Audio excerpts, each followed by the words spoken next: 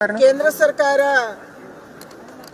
ಬಹಳ ದೊಡ್ಡ ಪ್ರಮಾಣದಲ್ಲಿ ಟ್ಯಾಕ್ಸ್ ಡಿವಿಯೇಷನ್ ಅನ್ನ ಹೆಚ್ಚು ಮಾಡಿ ರಾಜ್ಯಗಳಿಗೆ ಹಣವನ್ನ ಕೊಡ್ತಾ ಇದೆ.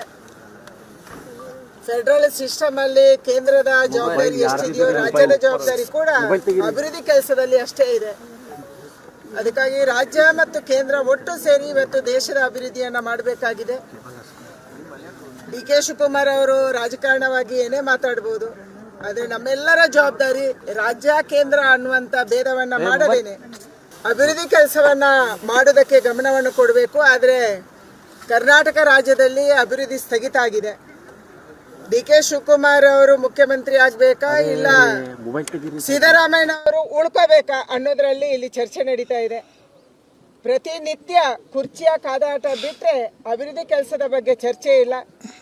ಅದಕ್ಕಾಗಿ ಈ ವಿಷಯವನ್ನ ಡಿವಿಯೇಷನ್ ಮಾಡೋದಕ್ಕೆ ಹಲವಾರು ಅಸ್ತ್ರಗಳನ್ನು ಅವರು ಉಪಯೋಗ ಮಾಡ್ತಿದ್ದಾರೆ. ಅದರಲ್ಲಿ ಹೇಟ್ ಬಿಲ್ ಸ್ಪೀಚ್, ದ್ವೇಷ ಭಾಷಣ ತಡೆ ಕಾಯ್ದೆ ಕೂಡ ಒಂದು. ನನಗೆ ಅನ್ಸುತ್ತೆ ಇದೆಲ್ಲವೂ ಕೂಡ ರಾಜ್ಯದ ಜನರ ಗಮನವನ್ನ ಬೇರೆ ಕಡೆ ಸೆಳೆಯೋದಕ್ಕೆ ಒಂದು ವ್ಯವಸ್ಥಿತ ಷಡ್ಯಂತ್ರ ಮತ್ತು ನಮ್ಮೆಲ್ಲರ ಬಾಯಿ ಮುಚ್ಚಿಸಕ್ಕೆ ಒಂದು ವ್ಯವಸ್ಥಿತ ಷಡ್ಯಂತ್ರ. ಕಾಂಗ್ರೆಸ್ ಸರ್ಕಾರದ ವಿರುದ್ಧ ಮಾತಾಡಬಾರ್ದು. ಕಾಂಗ್ರೆಸ್ ಸರ್ಕಾರದ ವಿರುದ್ಧ ಯಾರೋ ಸೋಷಿಯಲ್ ಮೀಡಿಯಾದಲ್ಲಿ ಬರೀಬಾರ್ದು. ಯಾವುದೇ ಮಾಧ್ಯಮದವರು ಮಾತಾಡಬಾರ್ದು. ಇದು ಅವರ ವ್ಯವಸ್ಥಿತ ಷಡ್ಯಂತ್ರ. ಅದಕ್ಕಾಗಿ ಕಾಂಗ್ರೆಸ್ ಸರ್ಕಾರ ಇವತ್ತು ಎಲ್ಲ ರೀತಿಯಲ್ಲಿ ಫೇಲ್ಯೂರ್ ಆಗಿದೆ. ಅದನ್ನು ಅವರು ಎತ್ತಿ ತೋರಿಸ್ತಾ ಇದ್ದಾರೆ. ಕುರ್ಚಿ ಕಾದಾಟ ಮುಂದುವರಿದೆ.